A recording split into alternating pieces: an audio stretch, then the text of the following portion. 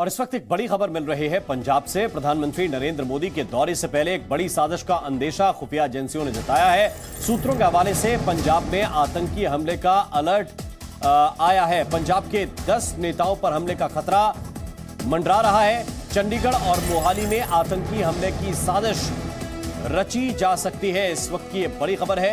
24 अगस्त को मोहाली का दौरा है प्रधानमंत्री का, लेकिन उससे पहले केंद्रीय खुफिया एजेंसियों ने पंजाब पुलिस के साथ कुछ अलर्ट साझा किए हैं, कुछ इनपुट साझा किए हैं और उसके आधार पर सुरक्षा को मुस्तैद करने की बात कही गई है। अंदेशा यह जताया जा रहा है कि पंजाब में आतंकी हमला हो सकता है और उसका प्लान पाकिस्तान की खुफिया एजेंसी ISI बना रही है। चंडीगढ़ और मोहाली में आतंकी हमले की साजिश रची जा रही है। ये इनपुट साझा किया है केंद्रीय एजेंसियों ने पंजाब पुलिस के साथ। इनको देखिए, ये लोगों को अच्छी क्वालिटी का कोल्ड प्रेस्ड ऑयल बेचते हैं और हर महीने लगभग 5 लाख कमाते हैं। आपको भी ये करना है, इनसे सीखना है। फ्रीडम ऐप को अभी डाउनलोड करें।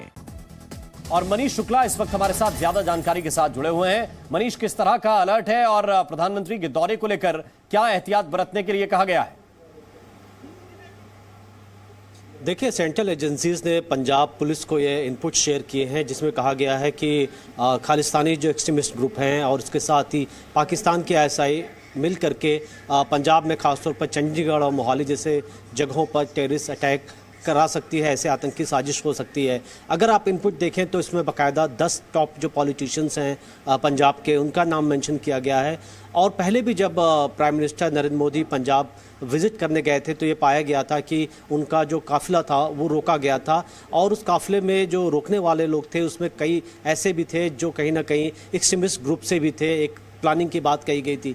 चूंकि इस बार फिर से कई जो सिख फॉर जस्टिस जैसा ग्रुप है उसने कॉल ली हुई है, उसने वीडियो रिलीज़ किया हुआ है जिसमें उसने थ्रेट किया हुआ है कि इस बार दोबारा प्राइम मिनिस्टर के काफिलों को वापस लौटाना है। इसके साथ ही साथ हमने देखा कि टारगेटेड किलिंग पंजाब में कुछ दिनों पहले की गई थी और NIA ने एक बड़ी इसको लेकर के इन्वेस्टिगेशन किया था जिसमें कई जो टेररिस्ट ग्रुप थे, चाहे BKI की बात करें बबर खालसा की या दूसरे जो खालिस्तानी गुट थे, उनका नाम सामने आया था NIA की जांच में। और ये सारे जो गुट हैं पाकिस्तान में, इनके जो लीडर्स हैं वो यहाँ पर हैं और ISI उनके साथ मिल करके कुछ क्रिमिनल के साथ ऐसे घटनाओं को अंजाम दे रही है। तो चूंकि दोबारा प्राइम मिनिस्टर जाने वाले हैं और उससे पहले एक IB की तरफ से ये क्रूशियल जो इनपुट्स हैं वो पंजाब के साथ शेयर किए गए हैं।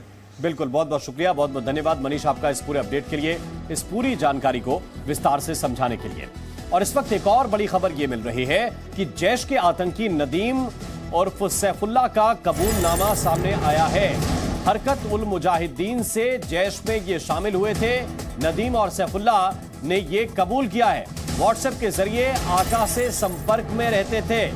अल रहमत ट्रस्ट के जरिए ये जैश के संपर्क में आए थे। ये कबूल किया है सैफुल्लाह ने। मदरसों के बच्चों को ट्रेनिंग दे रहे हैं, ये भी इन्होंने कबूल किया है जब ATS इनसे पूछताछ कर रही है। आपको बता दें कि ATS ने इनकी गिरफ्तारी की थी और गिरफ्तारी के बाद जब इनसे पूछताछ हो रही है तो नदीम सैफुल्लाह ये कबूल कर रहे हैं कि ये मदरसों के बच्चों को ट्रेनिंग दे रहे थे।